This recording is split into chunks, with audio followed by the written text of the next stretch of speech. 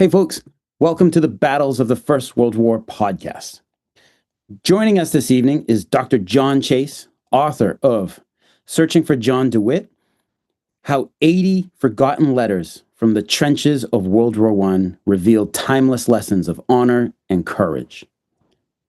John Chase is an orthopedic surgeon who retired in 2020. After growing up and going to school in Iowa, he moved to Florida for residency and practiced for 35 years in Orlando. Today, John is thoroughly enjoying retirement, and we love to hear it, spending time with his 5 grandchildren, playing golf and pickleball, and mentoring high school students with aspirations towards careers in medicine through Elevate Orlando. He and his wife, Marion, have 3 daughters with families in Orlando, Austin, and Atlanta. John is also the author of a memoir titled You What? Which I'd actually like to hear a little bit about that. Oh, I'll tell you that story. And writing has turned into an unexpected evocation, and he values the connections he's made with a wide array of people through his writing. John, thank you so much for reaching out to the podcast and for taking the time to come on this evening. Well, thank you. I'm very happy to do it. All right. Well, I know it's been, probably over 5 years or so, but still, congratulations on your retirement. You have earned it after a lifetime of working. So many Thank you. congrats. And if you would, can you tell us about that memoir and its title to Okay. begin? Well, I initially I had no intention of ever writing. That was not a goal of my life. And one day, my X-ray tech says to me, "Dr. Chase, with all these stories that you're telling, says you should write a book." And I go, "Ha ha ha, maybe I will." And then I go, "Maybe I will." So, so I started writing little notes and little cards and putting them in my pocket, and just what I called memory joggers, things that if I didn't come back to write. And the title came from, we would ask patients how this happened, how did the injury happen, and they would tell me, and I would go, "You what?" That's exactly where it came from. And you would not believe the things that we hear. Sometimes you just have to bite, try not to laugh, because you're not Right, supposed to laugh when they tell you what they did. right, right. But I really enjoyed writing it. I got some good feedback about it, and I discovered that writing a book is a contact sport. Not everybody likes what you write or what you say, and so I've learned to have a thicker skin, and Yes. I have been but it's been good. It's been fun to do, and that's what led me. So when I heard about these letters, I thought, well, I've got some experience in writing a book, all of one, and so I said, okay, I'll do it. Oh, fantastic. Fantastic though. But like how awesome that like I've done this once. I can do it again. And you've just dove right into it completely fearlessly. Like that's amazing. Like not letting anything hold you back. Now, to get into the book, um, so on page 125 Huh? of your book, there's a photograph of your grandfather, and with the caption, "John DeWitt as a Griswold, Iowa attorney." Um, I have to say, in that photo, he is every grandfather that I grew up with in my neighborhood back in the day. Like when I was in grade school and stuff, everybody's grandfather was a World War II vet and was of similar age as your grandfather was in that photo, and just seeing that photo of your grandfather reminded me of all those men like in my neighborhood. What was John DeWitt like as you remember him? Well, he was fairly nondescript as far as he died when I was a sophomore in college. So we would, but I do remember him. I knew him. Sure. We would go visit them in that little town of Griswold, Iowa, and we would watch football games. I mean, I remember he was just a very quiet, very self-effacing guy. He was an attorney, small town attorney. He didn't talk a lot. Certainly didn't talk about his war experiences, Right. and he was just a guy with a big belly and liked to smoke cigars, and I that's about all I knew. And then when he died, and then later on when we found his letters, is when I actually began to get to know him. Wow.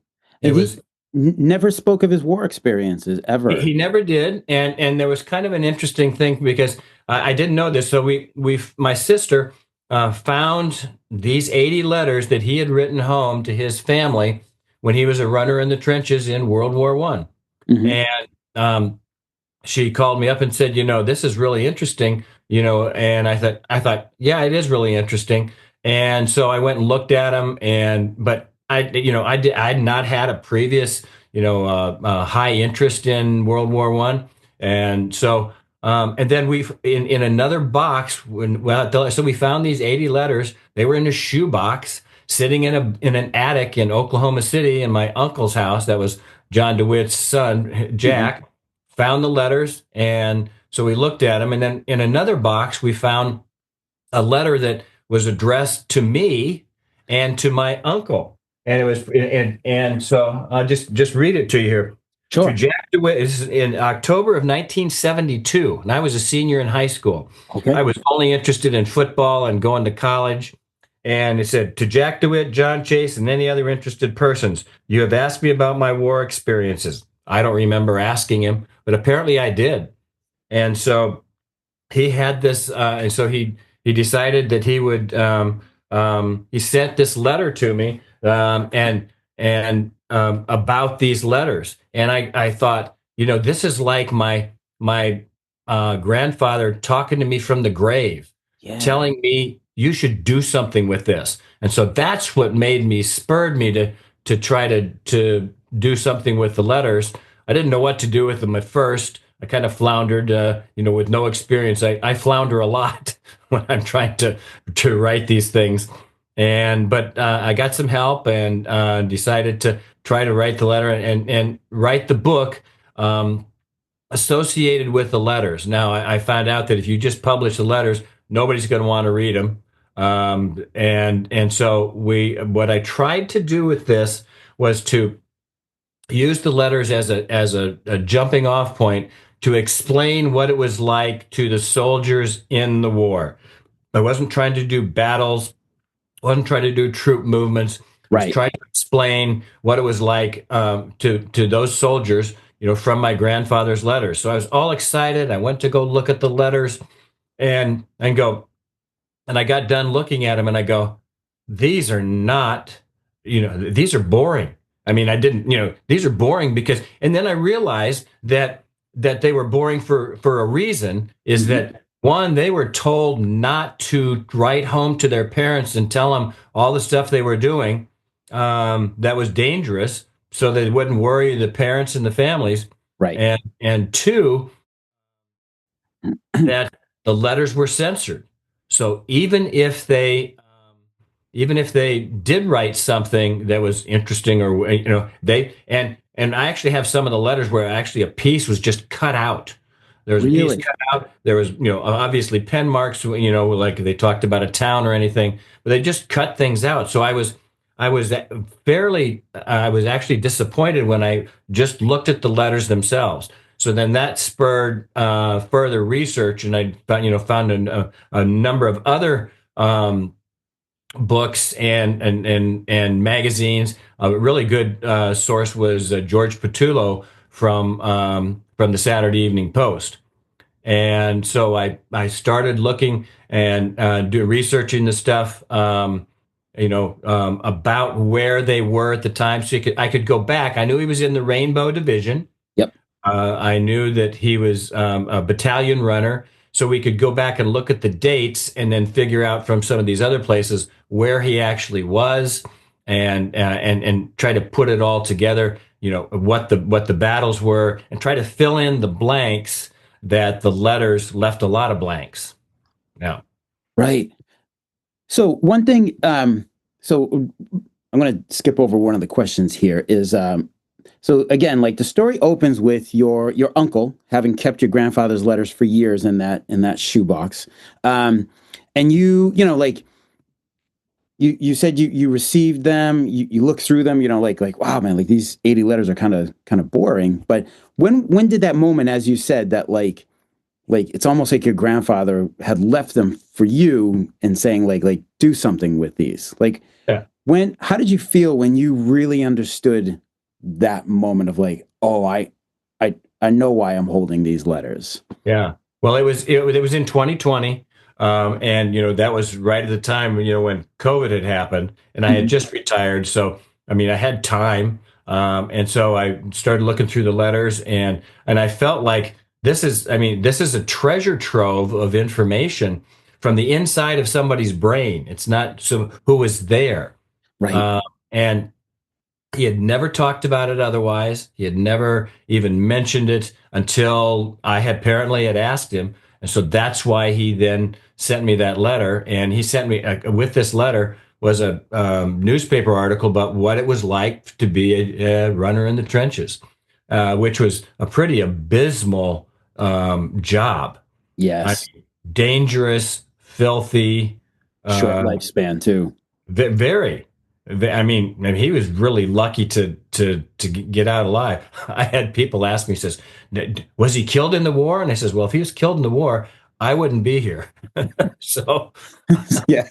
he made it. He Yeah. did get injured. He was gassed and injured in July of 1918, and then he spent the last 3 months in the hospital, in one of the base hospitals, Right. and which was interesting for me to do the research and find out. And I coincidentally he just got thrown into in the base hospital when he was able to work. He was sent to the orthopedic ward, and I wound up being an orthopedic surgeon. How about that? How And about he that? initially wanted to be a physician, didn't have the money to go to school, and so he wound up going to law school. And but it's kind of funny that he wound up in the orthopedic ward. Isn't that interesting? Wow, Yeah. that's super cool. Um, there is in the letters probably part of that sense of like boring. There's nothing really going on in the letters. You mention an unspoken agreement between your grandfather and his mother. Can you tell us a little bit about that? Yeah. Well, I mean, the fact that the letters were so boring, I said, wonder why? Why isn't he telling his family this? And so as we started doing the research, we found that they were told not to. Right. They were told not to upset their parents. And interestingly, all of his letters were written to his mother, except for one that was written to his father. It was after November 11th of 1918, which was Armistice Day. Only us old people know what Armistice Day is, and and uh, and it was a letter written to his father, and it was the most gut wrenching letter that I've ever that I was kind of thinking I would see. And he said, now I know I was sent there, and now I know I'm not yellow. And to those guys, yellow meant they were being a cowardice. He couldn't say that today, but he says, I know I'm not a coward. I know that I can do. And he says, and you would be very proud of me. And that was important to him that his father was proud of him. Yeah. Yeah. Yeah, that's definitely a theme. Like as soon as even when your grandfather was in basic training in boot camp, he was already like kind of looking at some of the guys and being like, some of these guys are slackers, which is another term they used back then. Right. um, And yeah, and especially the conscripts. He was very, he enlisted, but the people who were actually drafted, they looked down upon because they thought they were not doing their duty. right, right. They waited to be called, Yeah. as opposed to your grandfather. Like, Oh, yeah. So your grandfather, from Iowa, he volunteers. He winds up being part of the 168th, uh, typically called the Iowa Infantry, 168th Infantry Regiment, which is a part of the 42nd Rainbow Division. So they're going to see. They're one of the first four AEF divisions to deploy to France. So they get into the line and they start to see some fighting, and then of course in July they're part of the big Second Battle of the Marne and everything. And you you mentioned this just a moment ago or a few moments ago. Again, like John DeWitt didn't share his battlefield experiences in the letters, not until the very end. But Correct. he did allude to his family that there was a way to know what he was doing. Can you make that connection for us? Yeah. He said because he couldn't put it in the letters, but he says if you want to know what it's like, go to the Saturday Evening Post and find the articles by George Petullo, who was a very good writer, and says and he said this will be like getting a letter from me That's it right there. to George Petullo's, and those were some of the things that I we looked at and trying to research it. And what George Petullo said is a very good writer, and so that's how we filled the holes in these letters of both what they were doing and what's going on in the world. I tried to put in there what was going on in the world. There was a whole bunch of things that were happening at home. Lots of discrimination against German Americans, Mm-hmm. and this was also the time of the Spanish flu.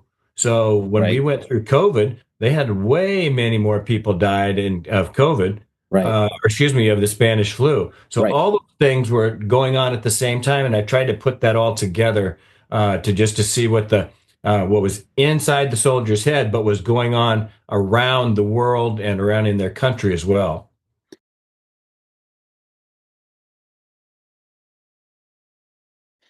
God, that's so amazing because your grandfather he's about 21, 22 years He's old. 21, exactly. He had his 21st birthday in basic training. Wow.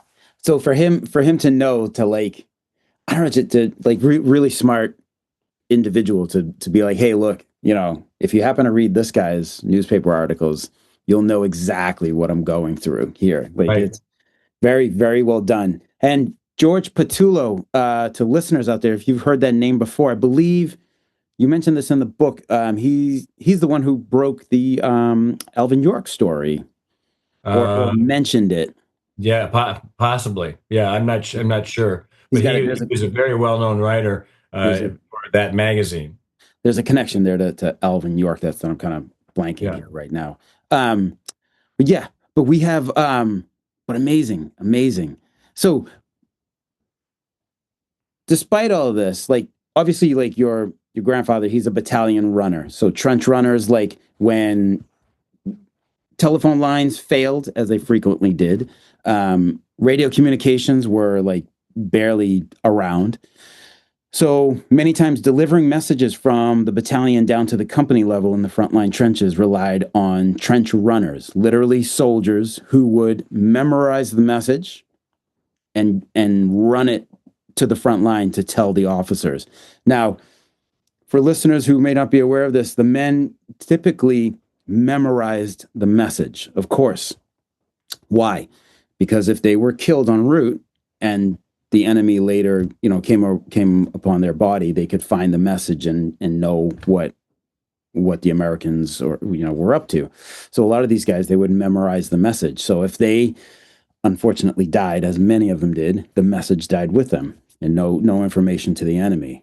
So your grandfather is a trench runner, like everybody else, he's got a pretty short life expectancy on the battlefield here. But in his even though he's sanitizing his letters and everything, like your grandfather is still, despite all that, he is a pretty nonchalant guy. Um, can you Yeah. tell us a little more about that? Like you mentioned that he's always kind of quiet, like he smoked just cigars, the big fellow, and he was just He was always really calm. quiet and reserved. He just didn't talk about too much. He certainly didn't talk about his career as an attorney. He was Really? just a real quiet guy, very humble, and very respectful. That's one of the things that I got from his letters.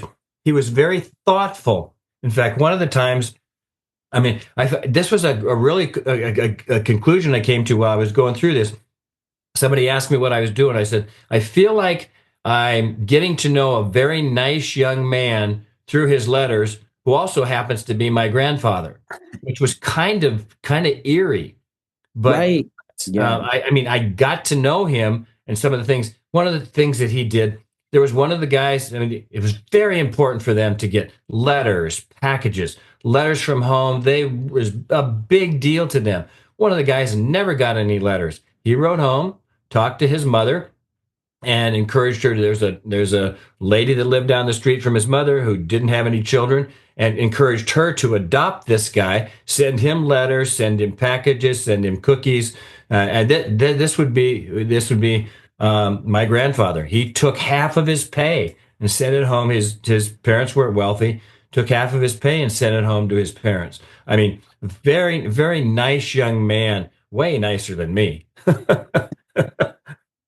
Honestly, it would nicer than me too.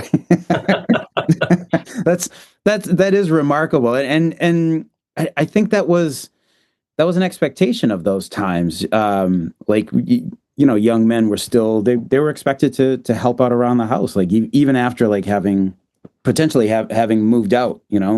Um, just a remarkable window into the past. And now your your great grandfather, he was ill during this period, right? Yeah, he was. He worked for the railroad, and he was quite ill. In fact, he died within a year after my grandfather got after like in 1919. So he was fairly young, and so he'd been ill. His mother was taking care. He had three sisters. He had three brothers who died in infancy and childhood. So which happened a lot in those days. Right. So. They weren't wealthy, but he came back and then decided to go to law school and made his career as a small town lawyer in Southwest Iowa. And as far as you know, was did he always remain close with his mother? He did. And in fact, his mother went to live with his three. He had three sisters who lived in New York, and so she stayed and lived with them until she died. And then my grandmother on hit so John DeWitt's wife Helen's mother Mhm. stayed with them. So and that's something they did in those days. The children took care of their parents. Right. They did until it was over. Yep. Yep. Yeah. Understood. Understood. And we have so you write these letters, and as you say, like you're getting to know your grandfather, like as a as a young man, as a person, which is difficult. Not difficult, but like it it's a bit awkward, right? Like I sometimes think of my own dad, like I see pictures of him when he was young, and it was like, oh yeah, he was a young man too at one point. Right, And right. so how did you feel when you get to the end of you finish writing Searching for John DeWitt? Like, um, well, let's start there. Like, how did you feel when you finished it? I was very first of all, I was just proud to get happy to get it done. How many people in the world say, "Oh, I'm going to write a book," or "I'd like to write a book," and never do? So Right. I was just happy that I was able to persevere and get it done. But I was also very happy that I got to know him. I was able to pass this in, and this was as much of anything as a family legacy. I have and under no delusion that I'm becoming wealthy by doing this book. It's Sure. mostly for the family. And once I got all done with it, I said, this is should be I would think be interesting enough for people in the military, both active and retired, and then history buffs. So I was happy to get it done in the hopes to try to get it out to those people. Interestingly, I was told you're going to have a hard time selling many books about World War One. World War Two, World War, and the Civil War sell lots of books, but World War One does not, and it's turned out to be true. So, yeah. So I just keep. And I've also found that the skills of an orthopedic surgeon don't translate very well into marketing a book. It's not my strength. Well, I mean, we'll do what we can here on this this little podcast here to help spread the word about your great book. If final question and kind of final thought here is your grandfather, if he could see your book that you wrote about him, how do you think he would react? I think he would be very proud because he wouldn't have said these things himself. But for somebody else to do it, I think he would have been proud that his grandson took enough interest in this to do this. I also thought about as much as my mom. My mom was a speech pathologist, and involving in language and speaking, and I think she would have been very proud to do that too.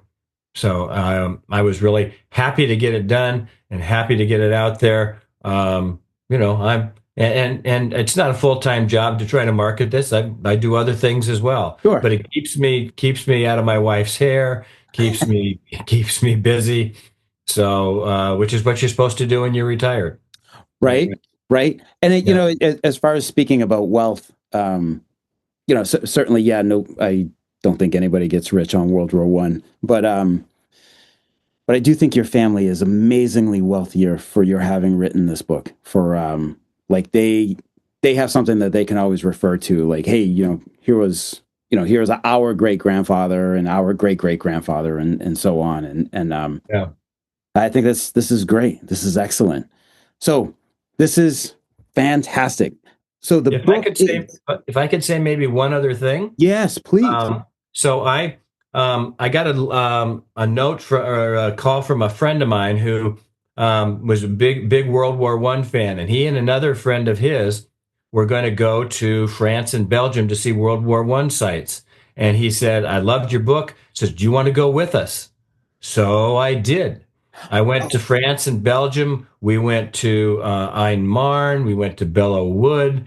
We went to Chateau Thierry. And we went to a lot of these places. So I was able to track my grandfather's tracks and Absolutely. follow where he went, which gave me a much better appreciation for where he was, what the trenches were like.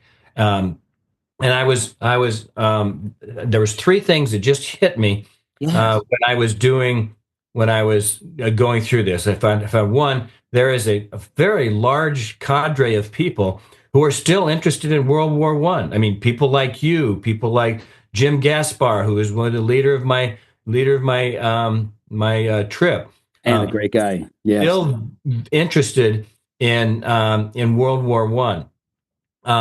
There's even and there's a smaller group of people who are the people over there, tour guides, people that have B&Bs. There's a great one in Albertville, and Karen and Bart who said, Yes.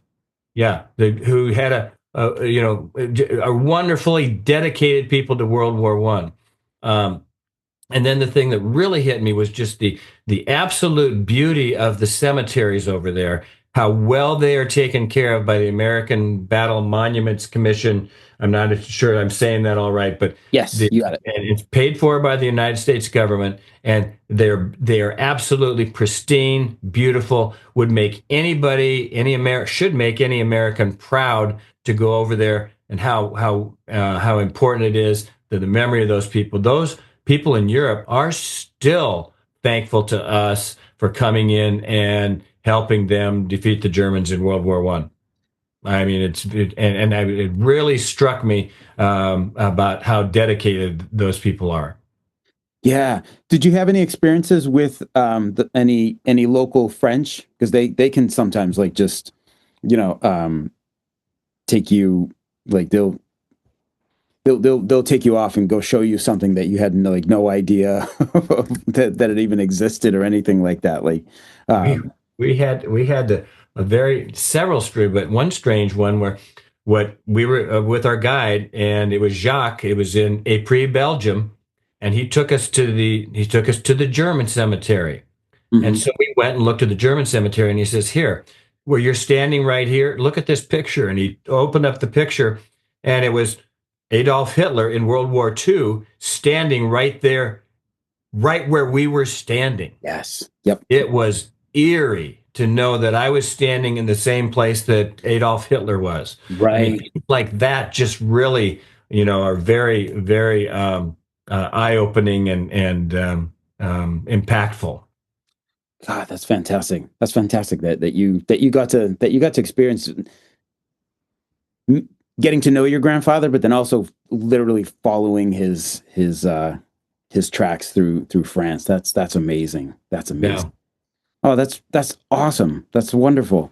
Um, so folks, like if again, if you do get a chance, it's great to read about World War One. If you can marry that with a trip over to France to see some of these sites, like we highly encourage it. I'm going to do a bit of shameless self promotion here. Like if you need a tour guide, just reach out to Lost Battalion Tours. But there's other folks too as well. If the timing doesn't work, there's Bart Metzelar, there's Martin Ott, and we can help coordinate communication. But my God, I'm so glad you got over there. That's Yeah, fantastic. it was really cool. And this is what it's nice to be retired. You can just say, okay, I'm going to go.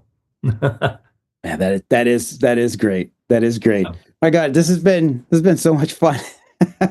This has been great. So the book, folks, is Searching for John DeWitt: How 80 Forgotten Letters from the Trenches of World War One Revealed Timeless Lessons of Honor and Courage. Links on where to buy will be right in the episode notes, so you can literally can order like right through your phone if you like. And I encourage you to. It's an interesting book, really well done, and just something about your grandfather. Your grandfather is a man from another time, and having grown up with those older men around when I was younger, like I don't know, I felt a connection to him too. Like wow, like this is it's a guy from another time, very humble, very quiet, very unassuming. But like wow, the depths he had, those things he had experienced and had seen, and he just went on about his life, like Right. amazing, amazing. So I hope, um, John, that you stay out of your wife's hair. I hope that you kill it at pickleball and any other writing projects in the future. You think? Well, I have this as a delusional idea of putting together a series of joke books. I've been collecting jokes for All a right. number of years. So doctor jokes, lawyer jokes, teacher jokes. So I'm thinking about that, but I'm finding that I don't know if I can keep affording to keep throwing away this amount of money in in trying to get these books, one, published, and then two, marketed. That's awesome. That's awesome. Well, that's great. I hope you're I hope you get to do it. John, thank you so much for coming on. Thank you, Mike. I really appreciate it, Yeah, and I'm glad to make connections with you. awesome, absolutely, and I hope someday our paths can cross over there in France with Jim Gaspar, who I've yet to meet, but he is a very very nice person, very Yeah, very cool guy. yeah. All right, thank you so much for Thank you, Mike. for coming on. Okay.